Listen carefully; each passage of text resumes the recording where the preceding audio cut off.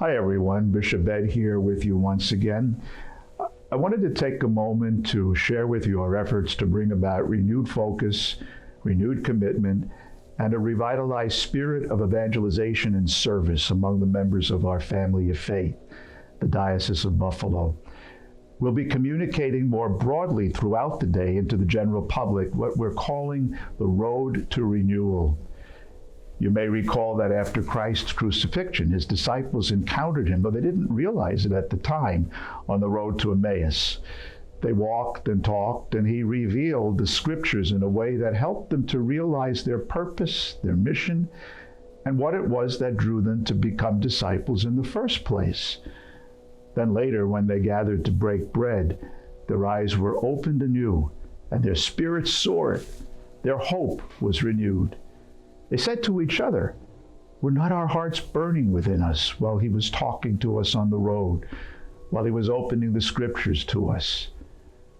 This is very much what we hope will be our experience together. Our parishioners, our clergy, religious, our parish and school leaders have embarked on our own road to Emmaus with the aim of defining anew our fundamental purpose and mission and what we must do together in order to bring about renewed commitment to boldly proclaim Christ's gospel and to demonstrate true service to others, particularly those most vulnerable. We fully acknowledge that the scandals and turmoil that have led us to a crisis of faith and a loss of confidence in church leaders by many of our dioceses, both lay and clergy alike, have distracted us from our common purpose and mission as disciples of Jesus Christ. Our hearts ache for those harmed by abuse at the hands of clergy and by the inadequate acknowledgement, even denial, of church leaders regarding the pain they have been forced to suffer and endure through no fault of their own. Their healing as members of our family of faith must be our constant work and preoccupation.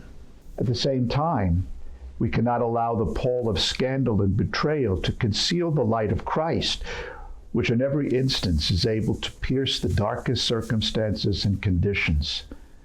The added burden of financial hardship currently confronting the diocese and our many parishes, and exacerbated by the COVID-19 threat, is one that necessitates that we work more collaboratively and harness the resources of individual parishes for broader benefit.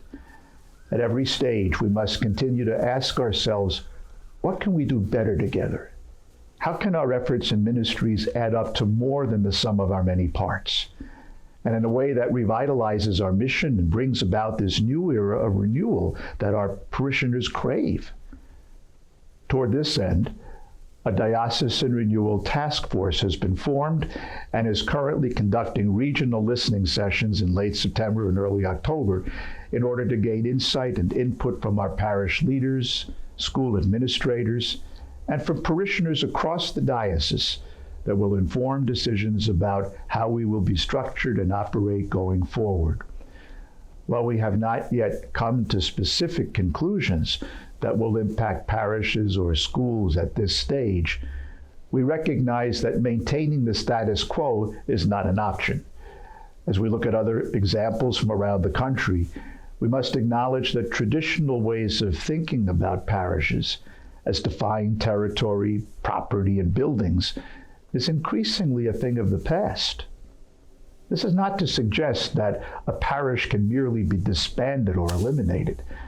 As a family of faith defined by a legacy of sacramental life, in which Catholic identity has been nurtured and life's most profound moments have been shared and celebrated, a parish community reflects the very soul of those who belong to it. As such, our focus will necessarily be on how best to preserve that identity as family of families, regardless of decisions that may change the way any one parish family is organized and experiences the fullness of Catholic life. Throughout this journey that we now travel together, our guiding principles will be to listen and to learn, to be open and transparent about the challenges we face together, and collaborative in devising solutions that must ultimately lead us to greater dependence on and support for one another, while renewing in each of us as members of this family of faith the zeal to proclaim Christ's gospel of unconditional love and forgiveness. Stay tuned for further communications as we travel this journey together and as we gather the broadest possible input to arrive at decisions that are in the best interests of our parish families and which make possible even greater impact in the lives of so many across our region.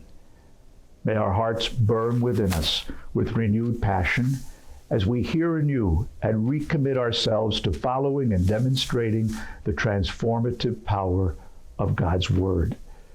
Thank you for listening. May God in His abundant grace and goodness be with you and your loved ones.